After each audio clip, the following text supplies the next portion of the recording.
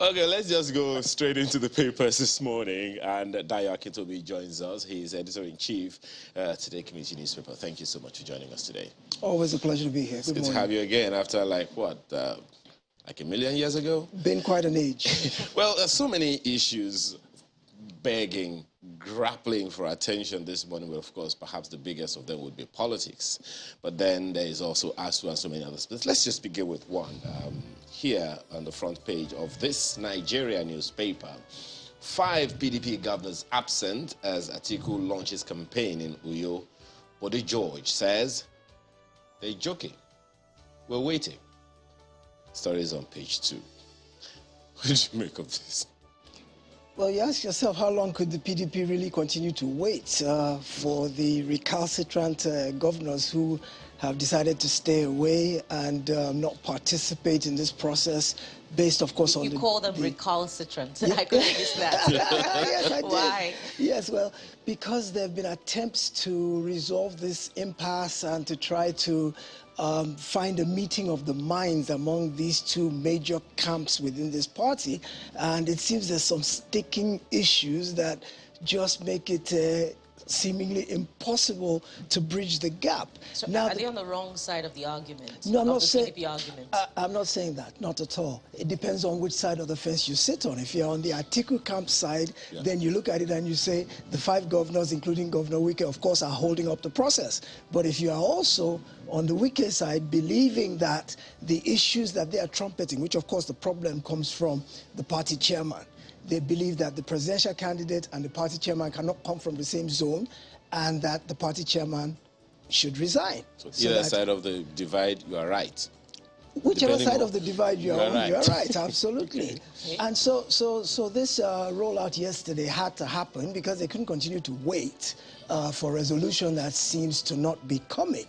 And in spite of the fact that the absence of those 5 governors was a real blow to the party, because those 5 represent a major voting bloc, and their absence is going to have an impact without a doubt. But the party left the door open to reconciliation. The chairman said, even though this train has left the station, it will stop to pick up any people left behind at any time who are willing to join in the process. So the people who are left behind have to run to catch the train. Even if the train has gone past rivers and Oyo and Benue. It doesn't matter. If the train stops at any point, people can catch up and join it. Now look at this one. Wike bags FG award for infrastructure delivery. Stories on page 7. What do you make of that? There are those who would look at it and say, hey, is this not politics?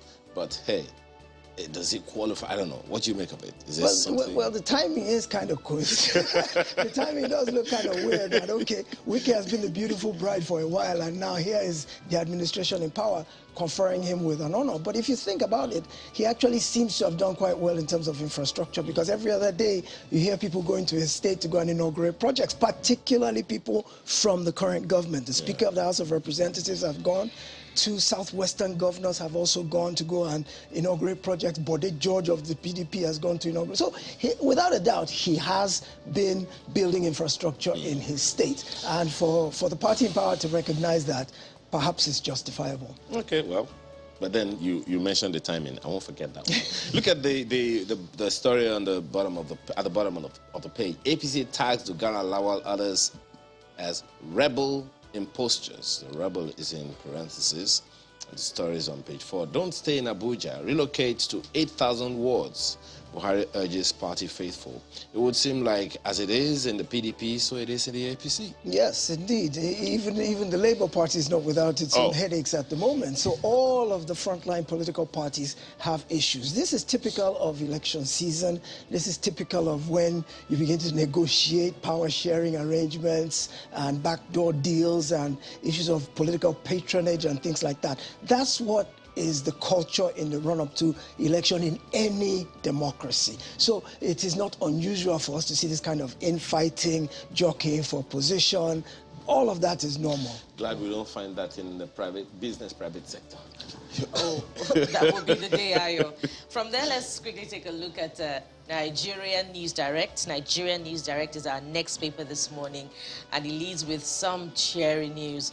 Wow, it's like a breath of fresh air After 8 months, reps, ASUU raise hope for strike suspension.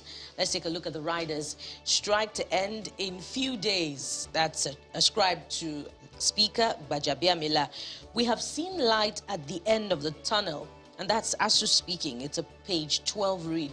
Well, Mr. Akintobi, you know, there's the court case, and we heard the Minister of Labour saying the other day that if ASUU refuses to comply with the Court of Appeal ruling ordering them to return to the classrooms, the risk contempt, being charged with contempt of court. And here we are, the House of Rep Speaker is raising hopes. Where does that leave the court case? And it seems as if they're back at the negotiating table now, which was what, you know, they had told the court that they couldn't resort to because that had failed. But it seems to have worked out with another, you know, mediator in the picture. So where are you in all of this? Without a doubt, the court case forced ASUU's hand. It kind of brought them back to the negotiating table because they don't want to be seen as disobeying a court order. You lose the moral high ground if there's a subsisting court order against you and you flout it. There was some talk about the fact that, well, they could have returned to the classroom and not taught to be in compliance with the court order. But at the same time, that wouldn't have resolved the issue. So the court order served the purpose. There are a couple of other things as well, including registering these 2 other splinter union groups. All these together conspired to force ASUU's hand to sit down and look at this thing all over again. But the federal government itself has made some concessions in terms of the money they've put on the table, which has now increased to 470 billion. I think we need to give the Speaker of the House of Representatives a lot of kudos, a lot of praise that him stepping in seems to have made the difference. Like you said, perhaps a different mediator taking charge of the negotiations has been able to calm nerves and begin to get the dialogue going on a more cordial and civil level. Plus, the Speaker has gone to see the President twice. And at the last meeting, he said the President has shifted some in some of his grounds, and ASUU has shifted as well. I think the major sticking point, which we shall find out today, is the issue of no work, no pay. As we know, for the last 7-8 months, they've been on strike. There's been no pay. Most of the other issues, they seem to have worked their way around. And we'll hear later in the day today what President Buhari's position is on that no pay, no work, no pay issue. And we should be able to be on the downhill slide to ending this thing. Besides that, there must be something to give ASUU some hope, you know, some optimism, because the worry initially was that, you know, the allowances have been included in the 2023 budget, which would be, you know, an inheritance of the next administration, whom they don't know, and they don't know if they can trust. So do you see that bit, you know, which we do not know yet, giving ASUU hope? Well, once it's in the budget, it becomes law. So even if it is this government that puts it in the budget and signs it into law, it is binding on the incoming government. And so the issue of trust really, I mean, the government over the years, ASUU has not trusted anything the government has done, which is what always leads to these kind of impasses. But I would say that as long as it is codified into law, in a budget, getting around it will be difficult. The budget itself already has issues anyway because we have more to spend on. We have more to spend on than we have the revenue to cover. So there's already a deficit for next year anyway. So it's not just education sector that may not get all its money. Every other sector might be impacted as well. The one thing that struck me in what the ASUU president said was that future strikes should last for only a day or two, which means the issue of not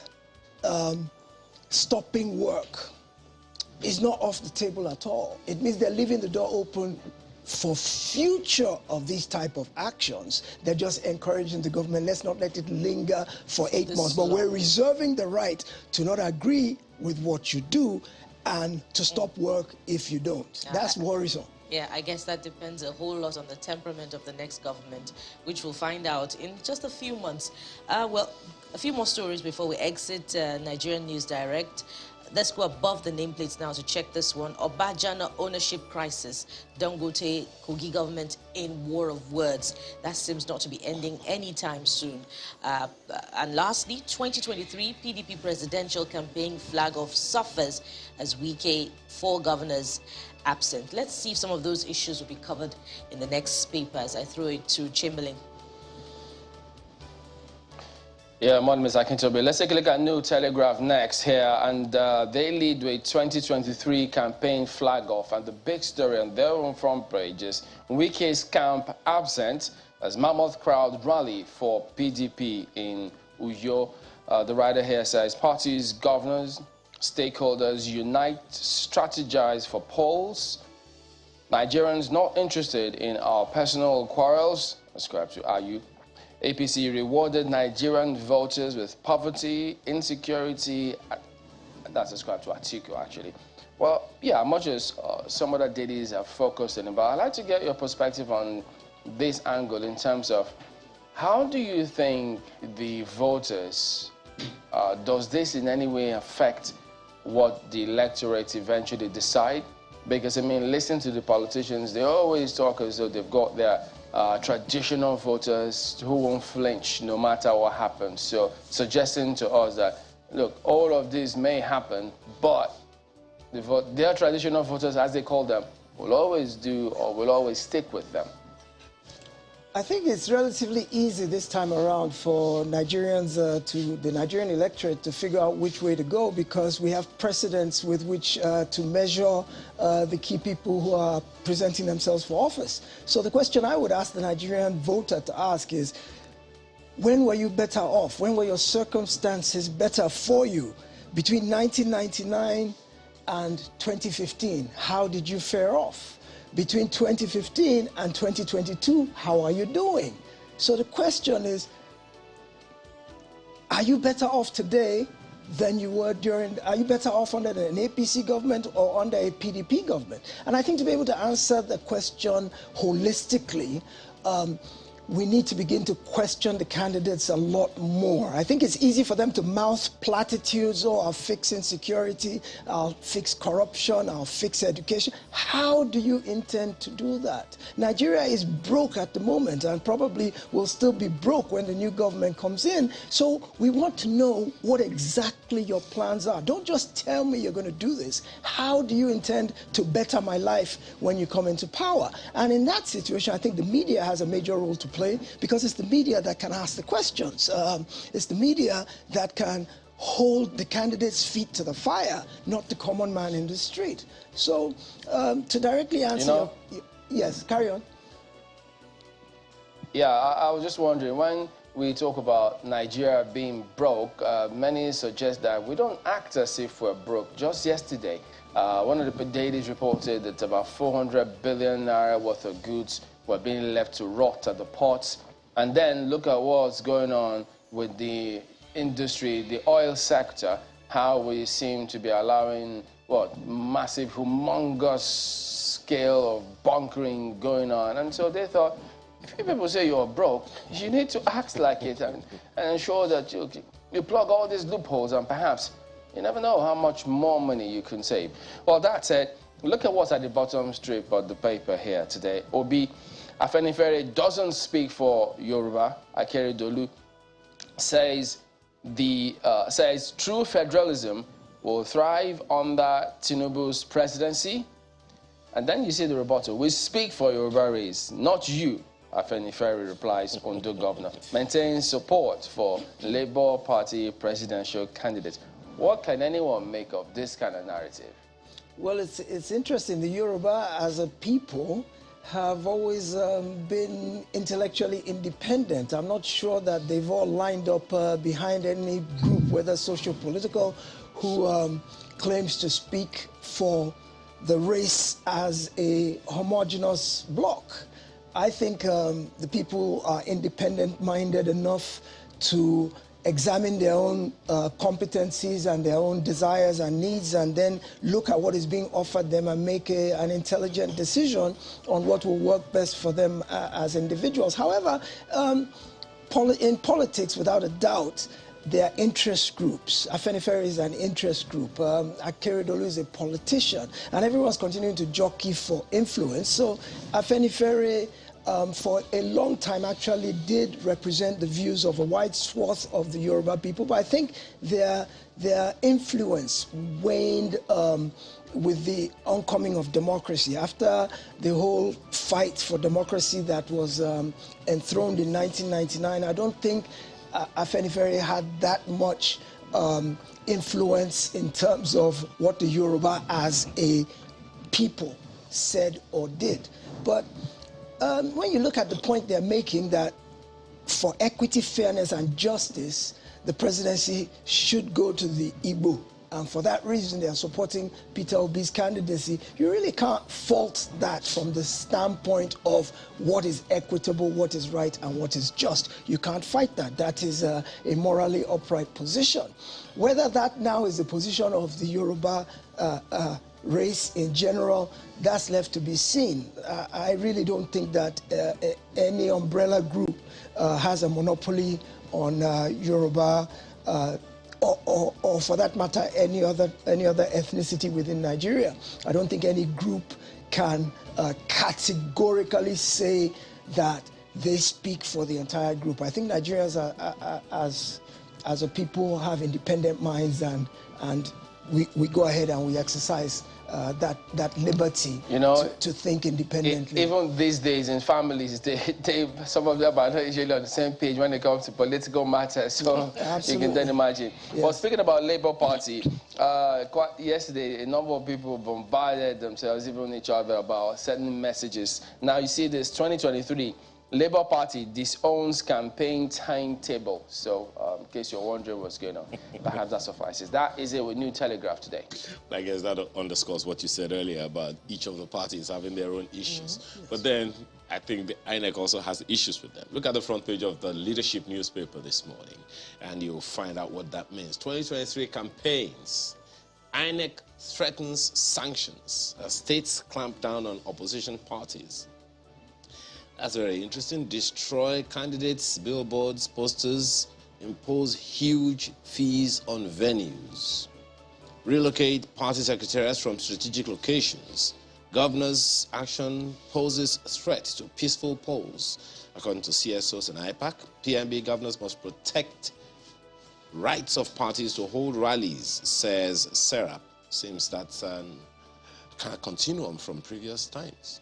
Yes, the fastest thing you see happening when campaign season comes is you see denial of requests to use stadiums and other public places. So when you're, politics is all about power. When you're in a position of power and influence, you wield it. Otherwise, what's the point? Is this power being wielded by INEC, or these threats to sanction states, is it any deterrence? INEC as a regulator should see to it that there's a level playing field and should see to it that everybody conforms to the rules. So when INEC threatens, it is upholding its constitutional role to make sure that there's a level playing field and nobody abuses its power. But then should INEC stop at threatening? We've seen some party supporters, you know, intimidated with the police and the use of tear gas, and we saw no INEC, you know, wielding any power as a regulator at that time. Well, because there are certain human behavior that verges into criminality, which becomes a police issue. INEC is not a policeman. INEC, as a regulator, sets the rules and tries to see that the rules are followed. But when there are violations of the rules that verge into criminality, that's outside the purview of INEC. It now becomes a police matter. I guess we'll wait for INEC to say how is the INEC sanction going to deter the states and states in political parties running each of the states, yes, you know, to deter them from doing yes, this. But indeed. Look at this, and it's something that's been very prominent in the news. Flooding.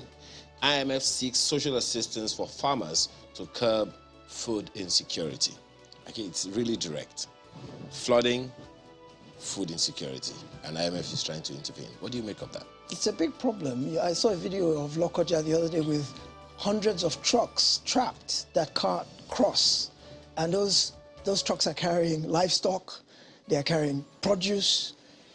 which are all either going bad, some of the cows are dying, so the food cannot They've get... begun to slaughter the cows, and we hear that they've been there for more than 2 weeks now. Absolutely. Yeah. So the food can't get to the distribution point. We're not even talking about the crops that have been destroyed by the flood, but even the ones that were salvaged, the ability to distribute them across the country is severely truncated at this point, which now begins to lead to scarcity of food. And I hear that we're starting to see impact of that in the markets in Lagos because prices are rising slowly, because now there's starting to be a shortage of certain key food items that are not able to come from other parts of the country down south because the flood has inhibited movement. So yes, it could become a full-blown crisis, which is what the IMF is saying. We better intervene before it becomes a major problem. But if you can just speak quickly, sorry, Bukola, if you can just speak quickly to the fact that we knew this was going to happen. NIMET, Hydrological Agency, they always spoke about these things. In fact, they made it clear we're going to have more than 200 days of rain in this year. And just over the weekend, the Hydrological Agency's boss was saying, as far as he is concerned, the states didn't get ahead of this. And it's in the states. We have farmlands and all of these things. We're culturally predisposed to be reactive people. We don't plan ahead, be proactive, take necessary steps. It's when things hit us in the face that we suddenly wake up and get thrown out of our slumber. Because as you did say, there's been enough notice right from late last year that this year we're going to see very heavy rains and flooding this year, and people had ample opportunity to take defensive measures, to put them in place, prophylactic measures to put in place to prevent or to minimize the potential disruption by the heavy rains and flooding, but we didn't do them. And it's not just in this situation, even in every aspect of our national life, we react after things have gotten out of hand. We don't take preemptive strikes to prevent mishaps from occurring, even when we have adequate information on hand to guide us. But then, you know, I recall yesterday's headline. Leadership did an exclusive, coverage on that, and the headline was, "After Lokoja, it's hell." That highway, I wonder whose jurisdiction it falls within, whether it's the federal government or it's the Kogi state government, but it's been 2 weeks. Is government that helpless, to put in place rescue operations to set motorists free from that road? When you have situations like that, issues of jurisdiction no longer matter. It doesn't matter whose road it is. A lot of times we sweep things under the rug of this jurisdictional struggle between federal, state, and local as to who is responsible, but it's simply people shirking their responsibility. It's not a matter of the buck stops at everybody's desk in the case of an emergency. So in this particular situation, I would expect to see the federal emergency people, the state emergency people, all hands on deck, because we're all Nigerians. The purpose of jurisdiction is for easy administration. That's why we have government in tiers. It's for easy administration. But when things happen like this, that are national emergencies, all hands are on deck. At that point, which arm of government no longer matters? I mean, while we deal with the government infrastructure and all of that, I wonder who is going to take care of the personal losses of people whose homes have been destroyed, whose businesses have been destroyed as well. And we're not an insuring people as such. So in the developed world, insurance would cover all of those losses. But here, by and large, we've not embraced insurance you just always go for divine insurance. Well, just before we exit the matter, there's been warning that as a result, food prices are going to soar and that people should stock up food in their homes. That's just a fine place to leave it. And from there, let's take a look at the Daily Trust newspaper. The Daily Trust newspaper chooses to lead with politics this morning, and it captures the 2023 elections this way. Race to presidency. Atiku unveils agenda, pledges jobs, poverty eradication. Others join the rescue winning team. Okowa, Tambua, Ayu, others urge voters. That's the first of the riders. The other two go this way. Wike, 4 other governors absent. PDP crisis will soon be over. that's attributed to Diri, that's the governor of Bayelsa State. Are you that optimistic that the PDP crisis will soon be over? Let's just take a last look at it by also adding, to the whole scenario that what do you think makes the PDP so confident to go ahead with the campaign without the other recalcitrant governors, just to borrow your words? Well, politics is a game of numbers, without a doubt. But politics is also a family affair. And as Chamberlain alluded to, even in families, we have disagreements which we resolve. I don't for a second doubt that the PDP and its aggrieved members will eventually make up, and maybe perhaps one or two of them can't be pacified or mollified. They will find their square roots, so to speak. But by and large, family disputes are resolved one way or another, and I foresee that from what we saw in Rio yesterday, the PDP is still a formidable entity. Without even the 5 governors, if you saw the energy and the crowd and the cohesion and the unity, and if you saw that in the stadium yesterday, it brought back starkly to our consciousness that the PDP is still a very formidable entity, and one that should not just be dismissed out of hand because some of their members... So by your calculation, the numbers from the votes in those 5 states can be done away with? No, I'm not saying that. Okay. But I'm not saying that. No, without a doubt, the PDP as the opposition cannot afford to lose one single vote. They're already at a disadvantage. You are going up against an incumbent. You need not just all your people, you need to even attract some of the opposition to be able to outdo the opposition. So you don't want to be losing any of your members. That's why I say I'm pretty sure that they'll find a way to accommodate all these people. But by and large, even though the governors are pivotal, the governors in each of the states play a very key role in marshalling the votes within their states. And that's why I don't think at the end of the day they will be allowed to wander away. They'll be brought back into the family fold. Okay. The coming days are bound to be interesting. Lastly, before we exit the Daily Trust, this one has been going on for days. It's just beneath the nameplate to the right-hand corner. Obajana presidency wades in Kogi government, wades into, I believe, Kogi government Dangote standoff. I wonder if you have been following, that face-off between the company and the Kogi state government and what you make of it. Well, it took a ghastly turn yesterday when the House of Assembly got razed down by a fire, and the Kogi state government seemed to allude to the fact that the timing of the fire was too coincidental for this dispute not to have played a role. So without saying it in so many words, they alluded to the fact that possibly Dangote may have had something to do with setting off this blaze because they are trying to destroy evidence that may be in the House of Assembly that shows the ownership status of the disputed property. Of course, Dangote has come out refuting that, threatening fire and brimstone and all manner of lawsuits. How dare you malign us like that? We're a socially responsible company. We would never stoop so low as to do something like that. And if you don't retract, we will sue you. So it's not a pleasant situation between the two of them. But what I look at is I think of the amount of investment that has gone into setting up that plant, how many people are employed there, the kind of revenue it's generating, the taxes it's paying to the government. And I'm looking at it and I'm saying, we don't want to jeopardize that for anything. As it is in Nigeria, most of our manufacturing has already gone down the toilet. So the few that are thriving, or the few that are still in business, we need to find a way to keep them operational.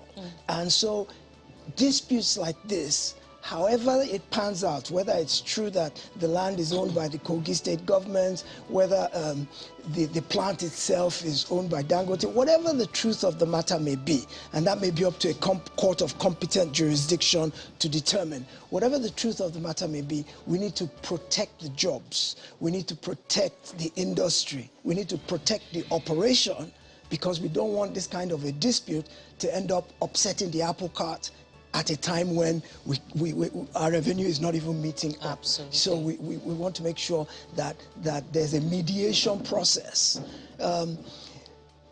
It's been a long time adage that it's my land, you built your house on it, so take your house off my land.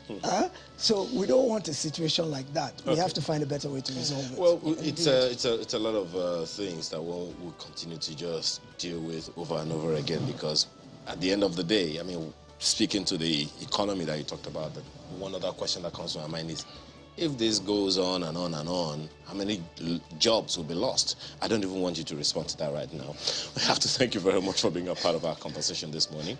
Dayo Akintobi is Editor-in-Chief today, Community Newspaper. Thank you so much for your time. Always a pleasure to be here. Always a pleasure to have you as well. Thank you. So when we return from this break, we'll begin our conversations for the day. Please stay with us.